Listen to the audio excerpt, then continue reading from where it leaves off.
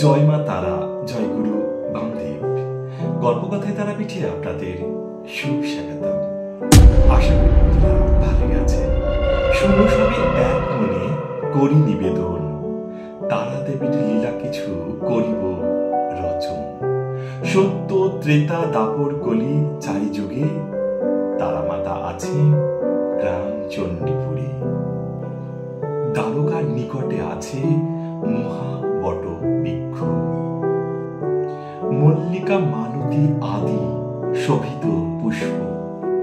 সাধুগণ পুষ্প দেখি হন হরষিত, তারাপদে পুষ্প দিতে মগ্ন হইল চিত্ত। জোর বাংলা ভোগ মন্দির, বিনোদ মন্দির মাঝে, দক্ষে চন্দ্রচূড় শিব আপনি বাম পাশে।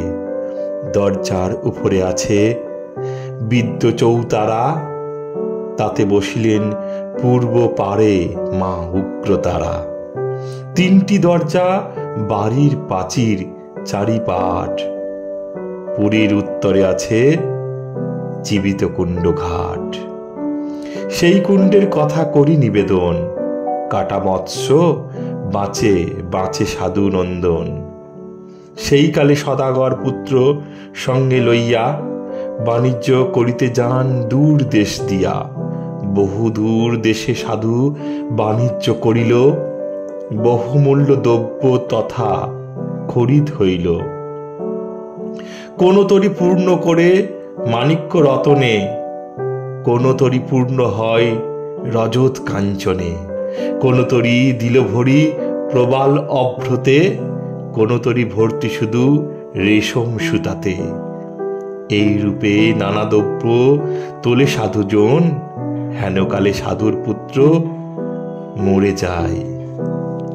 পুত্র শোকে সদাগর অতীব কাতর, প্রবোধ দিলেন কত কাণ্ডারি গাদর। প্রবোধ না মানি সাধু বলিলেন কাণ্ডারে, মৃতপুত্র লয়ে যাও আপনার ঘরে।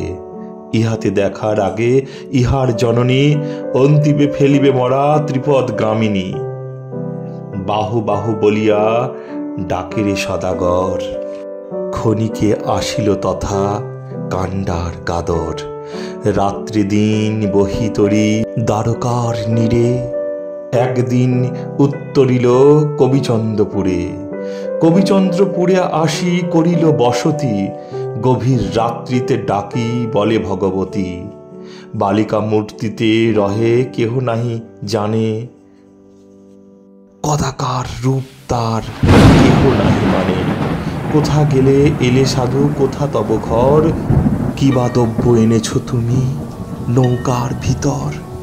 জয় মা তারা বন্ধুরা, আজ এই পর্যন্ত। বাকি গল্প আগামী দিন শোনাবো। যদি ভালো লাগে অবশ্যই জানাতে ভুলবেন না।